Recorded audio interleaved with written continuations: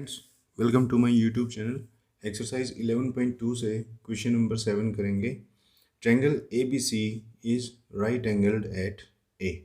ये एक ट्रायंगल है ए बी सी और ये राइट एंगल्ड है ए पॉइंट पर। इसका मतलब ये है कि ये जो एंगल है ये हमारा 90 डिग्री का है। फिर कहता है A D is perpendicular to B C.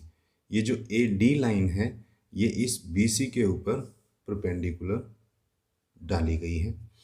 If A B is equal to 5 centimetre, अगर ए बी 5 सेंटीमीटर हो, बी सी 13 सेंटीमीटर हो एंड ए सी 12 सेंटीमीटर हो, find area of triangle A B C. इस A B C triangle का area निकालना है and also find the length of A D. और ये जो ए डी परपेंडिकुलर है इसकी भी हमको लेंथ निकालनी है।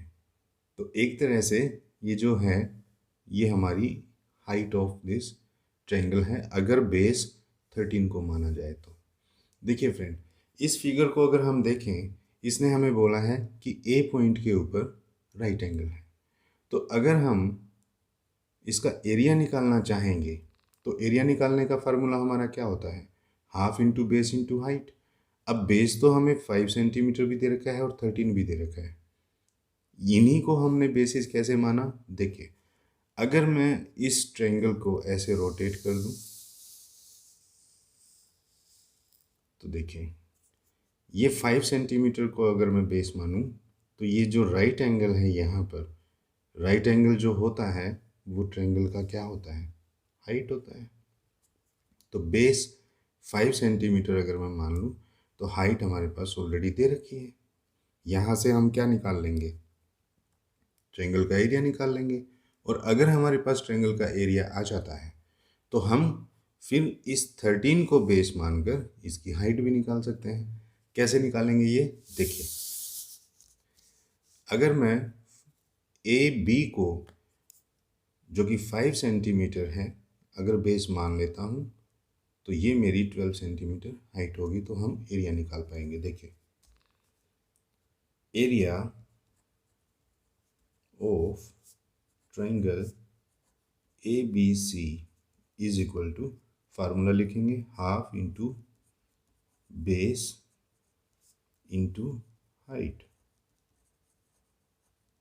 Half into base into height.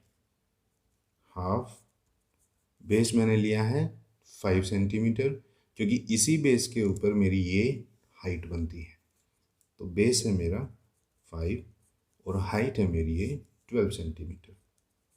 इसको सॉल्व कर लेंगे। 2 1 जार 2 एंड 2 6 जार 12। तो देखिए 5 into 6 is equal to 30 centimetre square. ये मेरा आ गया area of triangle A B C.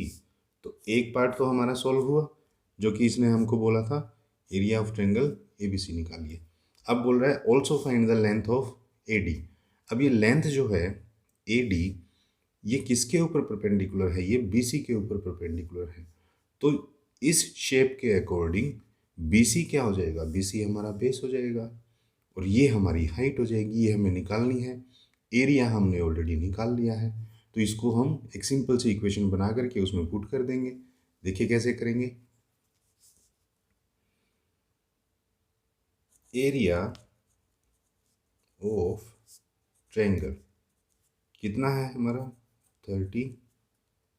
Area of triangle का फार्मूला क्या होता है? Half into base into height. Height का हम नाम ही लिख लेते हैं ए डी।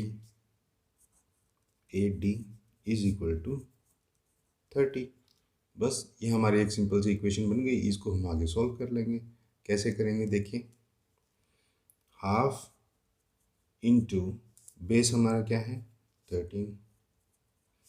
ए डी को एज इट इज़ लिखा, इज इक्वल टू 30। अब क्योंकि मुझे ए डी निकालना है, ए डी को मैं यहीं रखूँगा। बाकी सारी चीज़ों को, इन नंबर्स को मैं इधर ट्रांसपोज कर दूंगा। और ट्रांसपोज का रूल क्या है? जो चीज़ मल्टीप्लिकेशन में हो वो डिवीजन में आएगी और जो चीज़ डिवीजन में है वो मल्टीप्लिकेशन में जाएगी। तो देखिए ये जो 2 यहाँ डिवीजन में है ये इधर आकर के मल्टीप्लाई हो गया, और जो यहाँ मल्टीप्लिकेशन में है वो आ गया डिवीजन में। तो ए डी जो होगा वो हमारा होगा 30 multiply by 2 is equal to 60 divided by 13 centimetre. यही हमारा आंसर होगा। ए डी जो है हमारा 60 बाय 13 सेंटीमीटर से। अगर आप इसको पूरा सोल्व करना चाहते हैं तो आप इसको सोल्व भी कर सकते हैं लॉन्ग डिवीजन मेथड से, जो भी वैल्यू इसका हमारा निकलता है। देखिए 13 4 जार होता है 52, माइनस करेंगे तो यहाँ 8 आएगा, ऊपर कुछ है नहीं तो 0 उतारेंगे, यहाँ डेसिमल लगाना होगा, ये 6 पर जाएगा। 13 6 जार 78 होता है। अब यहाँ पर बचा है 2, अगेन 0 उतारेंगे, 13 1 जार 13। तो देखिए डेसिमल के बाद हम 2 प्लेसेस तक ही वैल्यू निकालते हैं, तो अगर हम डेसिमल में निकालेंगे तो 4.61 सेंटीमीटर आंसर होगा।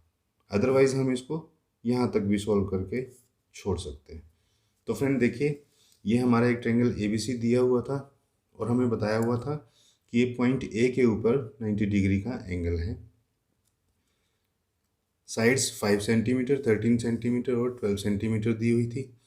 एक बार एक साइड को बेस माना हुआ था, इस वाली साइड को 13 वाली को, क्योंकि यहाँ से ये परपेंडिकुलर डला हुआ था। और एक हमारी हाइट ये हो गई क्योंकि ये राइट एंगल ट्रायंगल है।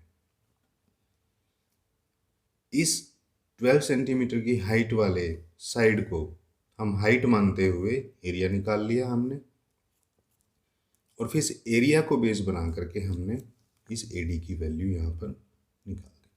आई होप फ्रेंड क्वेश्चन आपको समझ में आ गया होगा। नेक्स्ट क्वेश्चन के लिए मिलते हैं नेक्स्ट वीडियो में, तब तक के लिए थैंक्स।